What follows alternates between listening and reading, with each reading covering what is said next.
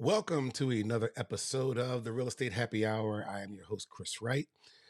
So glad to be back. It's been a little while since I've actually recorded. Not a little while, probably a couple weeks, but I really want to stay on routine and do this weekly. And this week, we're going to talk about something that's very near and dear to a lot of people's heart. And the reason I'm here to talk about real estate and to talk about home ownership.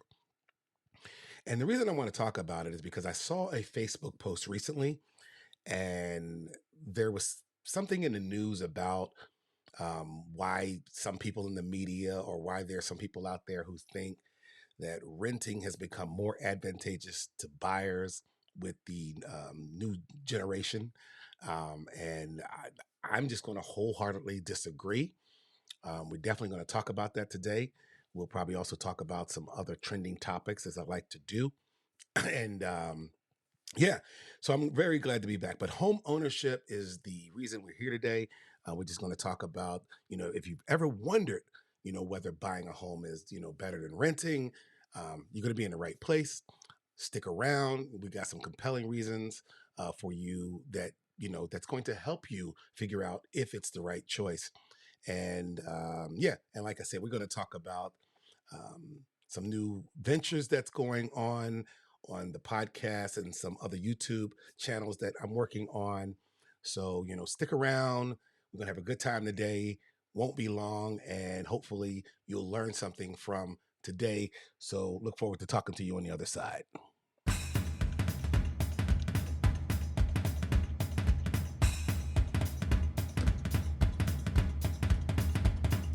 This is the Real Estate Happy Hour, and I'm your host, Chris Wright. It's a fun place where we talk real estate, pop culture, and what's trending.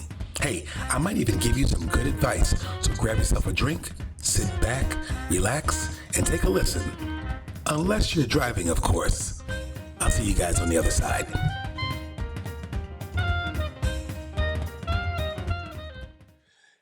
Yeah, so there's a lot of people out there today that they want to rent. The new generation, I've seen TikToks, other social media platforms. Gen Z is just saying, I'll never be able to buy a home. I don't want to buy a home. I got student loans. I got all this stuff going on. And I just don't think it's advantageous to buy.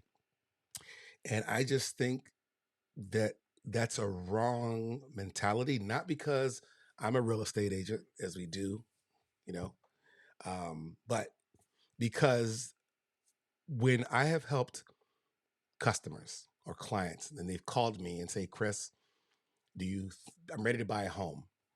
None of it actually has anything to do with finances. I'm going to talk to you about 8 or 9 different reasons why people want to buy a home and why people should buy a home. And that is really the crux of the conversation today, is especially for Gen Zers, is should you really be preparing to buy a home, or should you just wallow in the misery of renting for the rest of your life? And for you guys out there who are investors or landlords, you may be upset with me because I'm saying this, but it's really important that you understand that in order to build wealth, if in order to build savings, buying a home is actually going to be the most advantageous and optimal way to go. But before I talk about that, I want to talk about a new podcast venture that I'm working on. It's called the Almost Right Podcast with Angela Badeau, and she's the lead in this. I do real estate. She's more in tune with thoughts and ideas about pop culture, what's going on in the news. And I just thought I want to take another direction. And that way I don't get too bogged down with talking about pop culture and trending topics here on the Real Estate Happy Hour. So, almost right. It's fun. Last week we talked about the Grammys, and I don't know how often I'm going to do, or we're going to do, the Almost Right podcast. I did ask Angela about that, and she said, you know what? We'll do it as topics pop up. So great. So today I just want to congratulate the Kansas City Chiefs on their Super Bowl win. I am a Steelers fan, full stop, full disclosure, but I do like Patrick Mahomes. I think that he is the GOAT. I like the Kansas City Chiefs. Andy Reid used to be the coach of the Philadelphia Eagles. I am from Philadelphia, so I've always supported them. I didn't think the Eagles letting Andy Reid go was a good decision. I just wonder what Andy Reid could do with Hurts, Jalen Hurts, if he could coach him the way he coaches Patrick Mahomes. Um, but who knows? Hurts may have a Super Bowl, or he may be headed to a Super Bowl. But I don't know. I just want to say that congratulations to those guys, Super Bowl champs. This guy has so much success, and he's not even 30 yet. So kudos to him. And of course, you guys, if you've been watching me on social media, you know that I love, love, love Taylor Swift.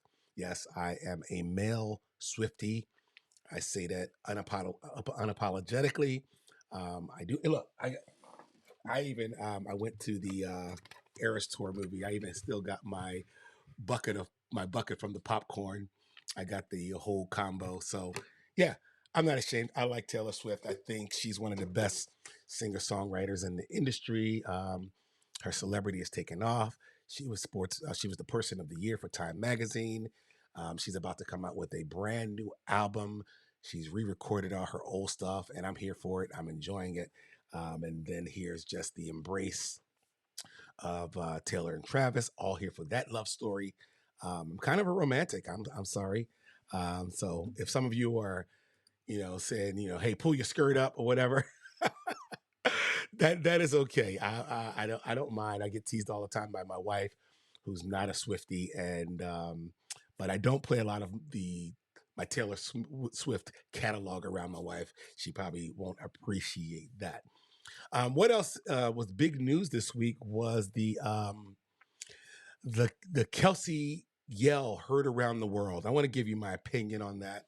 The Super Bowl draws in a lot of pedestrian sports watchers, people that don't typically watch sports or football on a daily basis. Some people are watching for the commercials. Some people are watching the Super Bowl for the halftime show. This year was Usher, who personally I thought was okay. I didn't think it was a great show, but there are some people out there that will dispute me. One thing I know I can say about Super Bowl halftimes is just hearing the music is enough for people. It's not always the performance, it's not always the dancing and the pomp and circumstances surrounding the halftime show.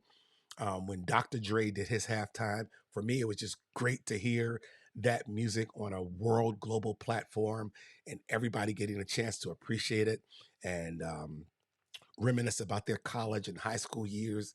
And people were dancing in my living room. And I just remember everyone having a good time.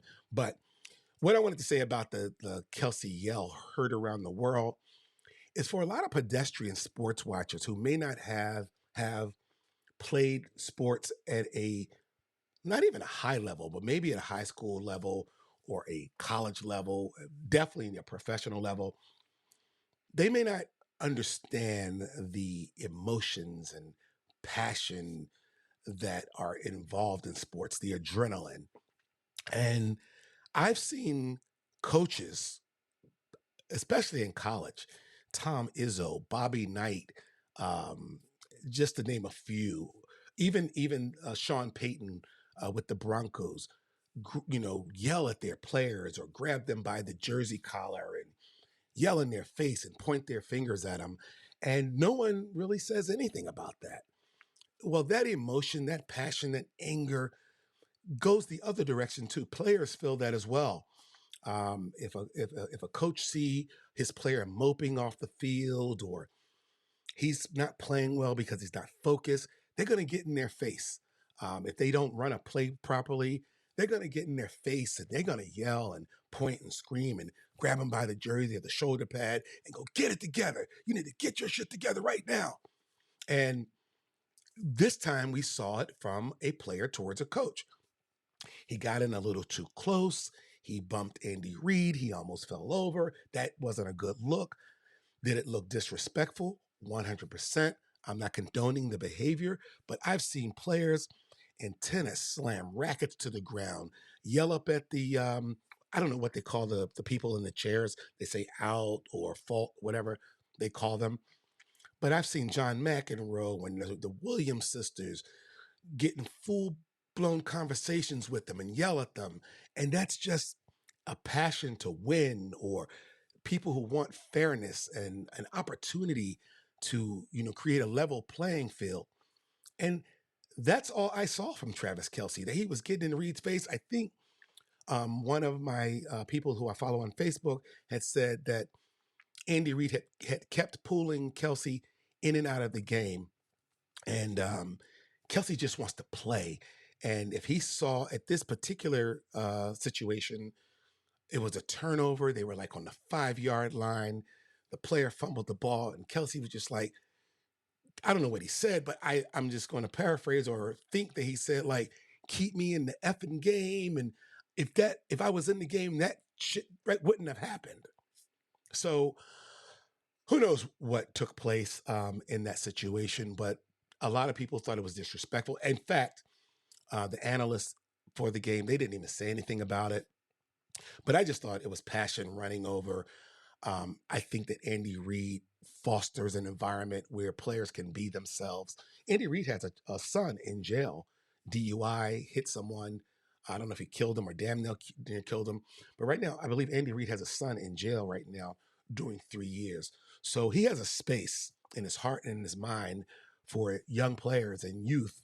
And he'll take a player on his team um, who other coaches and organizations may toss to the side because he feels that he knows how to mentor them and coach them and bring them into a place that's equitable. So I don't think Andy Reid thought of anything. He was asked about it in the post game shows, and he didn't make a big deal about it. So I just wanted to bring that to light. And then here they are hugging after the game because winning cures all ills. And does that look like a man right there who's angry at his tight end for yelling at him on the sideline? And if you watched it, I saw right after Travis Kelce bumped him and yelled at him, Travis Kelce walked to the side because one of his teammates, Kennan, dude, yo, calm down. Like, had to remind him, you're on global television, not national television, but you're on the world stage right now. Behave. And for a split second, I think Travis forgot that. He was just in his feelings, pushed him to the side. And I saw Travis go like, ugh, like he was not mad at the situation. For a split second, I'm mad at myself. I can't believe I did that. I can't believe I let go. So, yeah, so I just wanted to point that out that it happens. All right. So that's all I want to talk about in social media and what's trending. I want to get into the topic of home ownership um, and why I think it's important. As I said, I see conversation out there as to why, and people want it. We call it the American dream. And lately, Gen Z, not to pick on you, but you've been saying that it's not the American dream. And I believe that 100% it still is. And I'm going to tell you the reasons because, like I said, when people call me to ask me about buying a home, it's never about money. They already have it in their head that right now I'm paying $1,400 a month rent. I'm ready to buy, or my wife and I are ready to buy, or significant other, we're ready to buy. And we're already aware that it's going to cost us more money.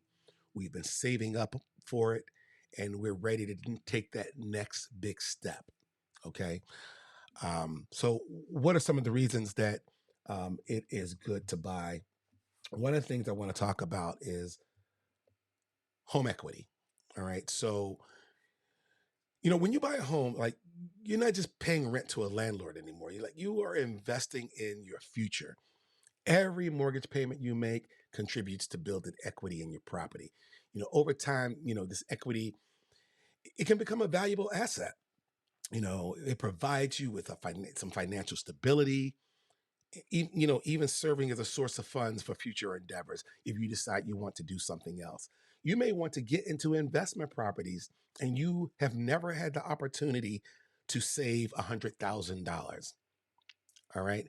Because now you may want to buy an Airbnb, or you may want to buy an apartment building, and you've never had all that money at one time. Let me tell you what happened during the pandemic. People's properties went up 70 and 80% in the following 2 years. So now people had a position where they could get a home equity loan and go out and buy a piece of investment property that where they never could have done that in the past. You can't get any equity if you rent. So we're going to talk about the savings part of that in a moment. But equity has always been and will be a reason to buy a home. The next one is stability. Okay, what is stability? That owning a home sort of brings a sense of stability and control. Unlike renting, where you're just subject to the whims of the landlord, you have to do what the property manager tells you to, or tells you can do. Home ownership allows you to make your own decisions about your living space. Do you want to paint a room? Go ahead. You want a backyard barbecue? You want to build a pit? Go ahead. When I bought my home, one of the first things I did, I looked at the outside. I said, this is a great yard. My wife loves the outdoors. And what does she do? She loves the deck. And she'll sit out on the deck until it's 45 degrees outside. I don't like the cold. So once it stopped being 70, I barely go outside. But, you know, people like to build a barbecue pit out in the backyard. What if you dug up all the grass at your rental and decided to put a pit out there? Your landlord may visit one day and go, what did you do to my grass? Oh, and I don't want open fires in my yard, my yard or near my house. But if you own your home, go ahead. I bought my house. I built a deck. I built a second deck for dining so we can sit out there and have dinner. I built a tiki bar out back. If you do that at a rental, your landlord may say, hey, it's fine that you built a tiki bar in my backyard, but you're going to tear that down when you leave.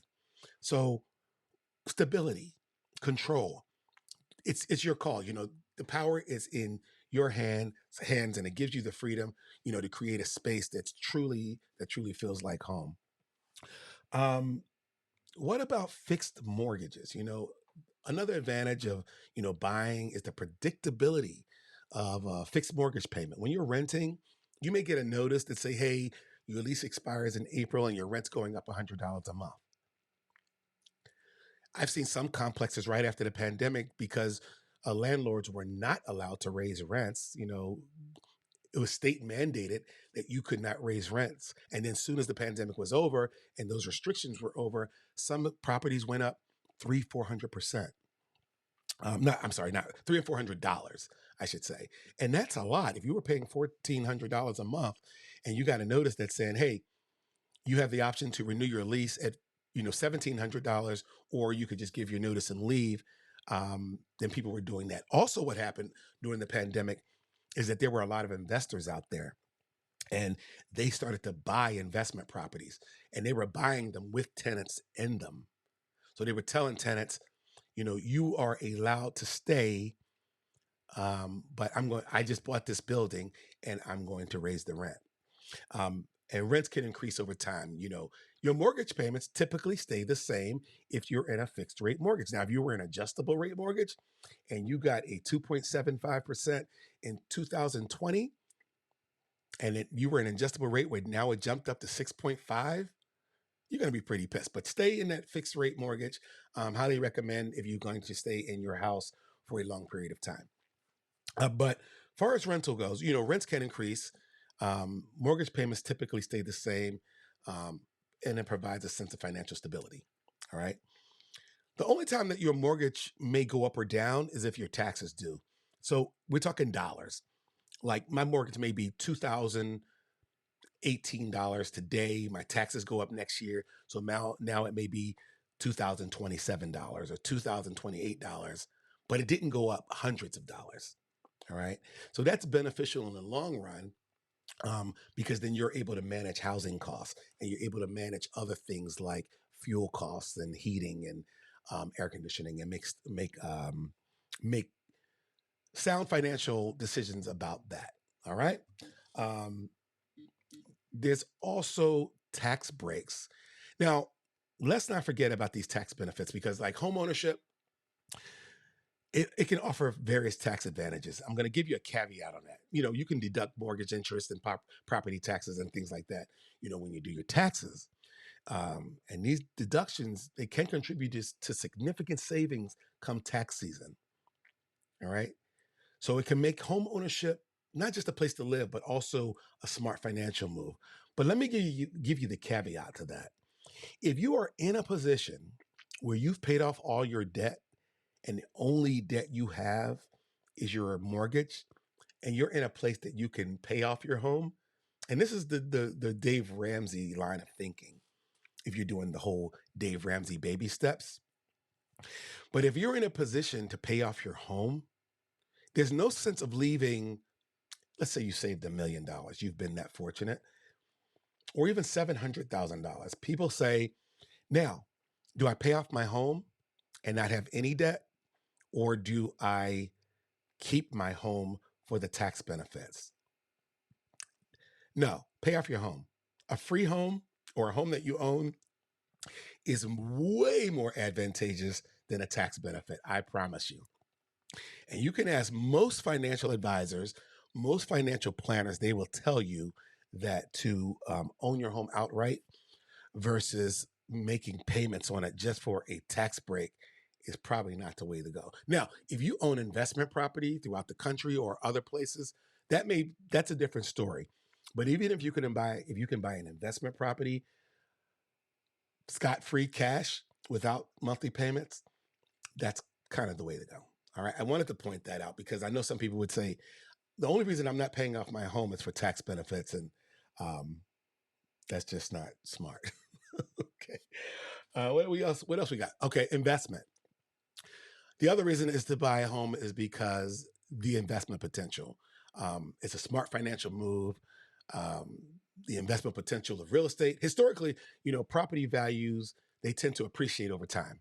All right. So by owning a home, you could potentially, I'm saying the word, I don't know why. Let me take a drink. All right. All right. You could potentially see how the work that benefit from an increase um, in its value. It's going to provide you with a valuable asset for the future. So that's the whole investment piece. You buy a piece of property to invest in it. Now, you're not really investing in it if you're going to keep cashing out. If every time you see you got equity or you keep refinancing, then you're not making really a good investment. But if you say, I'm going to stop the madness and I'm just going to keep my home, or I may want to rent it later, or, short-term rental later, that's how you kind of look at the investment part of this. All right. Um, no, that's not what I wanted to talk about. I wanted to talk about customizing your home. Or so when you buy a home, and I talked about it earlier, you do have this beyond the financial benefits. Home ownership allows you to, personalize it. Get some long-term stability with personalizing it. Now, unlike rental properties, you may not be able to paint a certain color. You may not be able to upgrade it the way you want. You want to be able to, change your kitchen, change the cabinets, add a bathroom, um, finish your basement.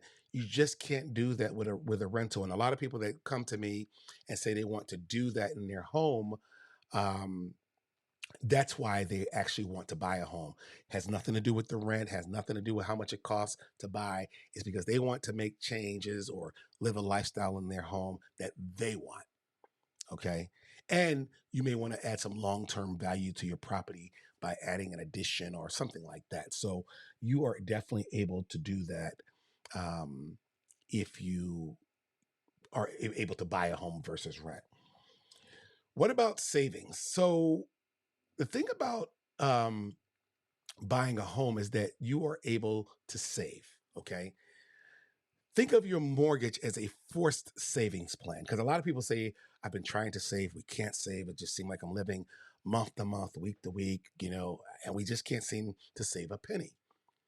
But even if you only are living month to month, but you're paying your mortgage on time and you're paying it as you should, you are essentially setting aside money that contributes to your net worth. you are definitely saving. It's a disciplined approach that you don't even know that's happening, and it's enforced by the mortgage structure, and it can be a game changer.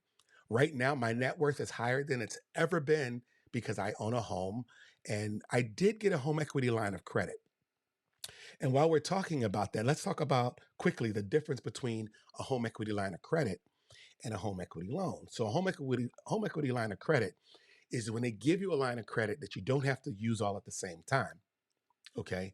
But you can pick at it as needed. So if you want to build a deck, you call a contractor, you say, how much is that deck? He says, I can do it for $6,000.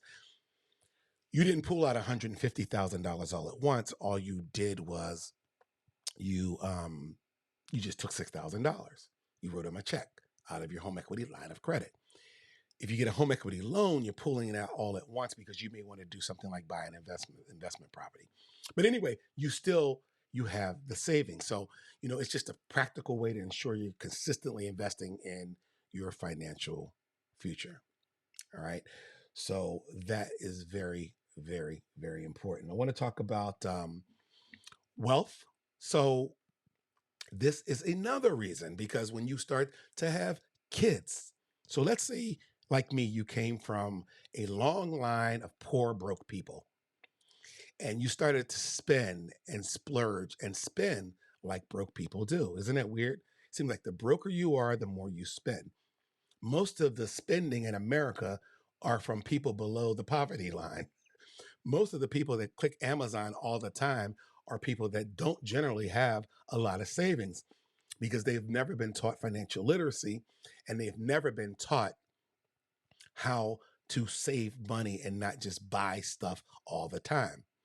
So when you have a situation where you start to have kids and you want to change the cycle, you want to break the cycle of being broke in your generation.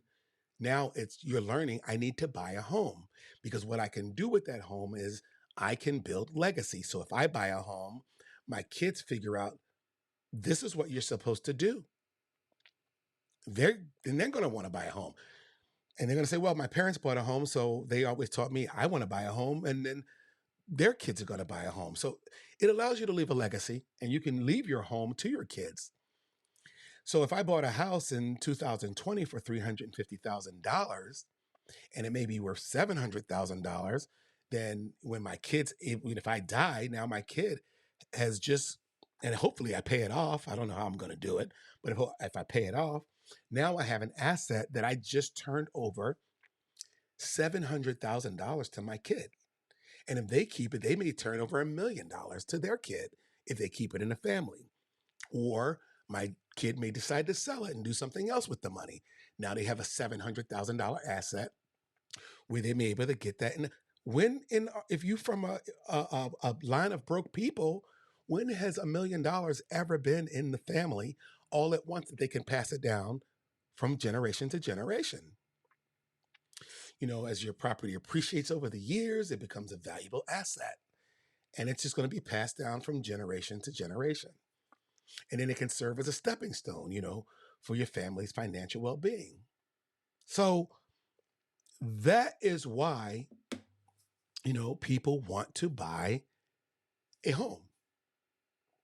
It's not just about, and Gen Z, I'm talking to you. I'm talking to you. You want to make sure that you don't rent forever. And I see people, full disclosure, I didn't buy until I was in my 40s because I was financially illiterate. I splurged on my money away. I even think when I bought my home, I bought it with a VA loan because it was no down payment. I didn't have $5,000 in the bank. I don't know if I had 1,500 in the bank, but I made a shit ton of money. I made a lot of money, but I just didn't have the wherewithal or the understanding that I should have. But I see young people buying in their 20s, and I love it. I see people buying in their 30s, couples getting married at 28, 29, paid off their college loans, or they're paying college loans and they're buying now. And I'll ask them, how much do you have saved? And they say, we've saved $35,000. Go, go, go, Gen Z. I love it. I'm here for it.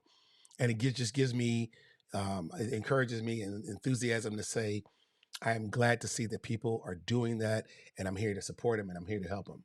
So there you have it. So that's even those are reasons why, home ownership is the right thing. That might be the right thing, but it is the right choice for you. The joy of customization, to building generational wealth, to saving. It just offers a plethora of advantages. So if you're considering taking the plunge into home ownership, weigh all those factors that I just talked about against the benefits of renting. Give me a call.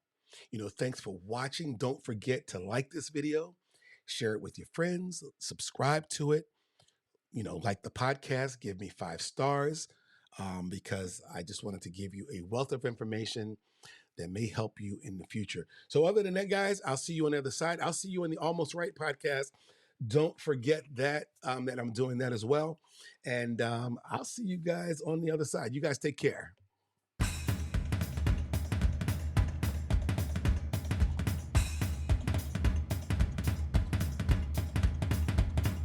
This is the Real Estate Happy Hour, and I'm your host, Chris Wright. It's a fun place where we talk real estate, pop culture, and what's trending. Hey, I might even give you some good advice, so grab yourself a drink, sit back, relax, and take a listen. Unless you're driving, of course. I'll see you guys on the other side.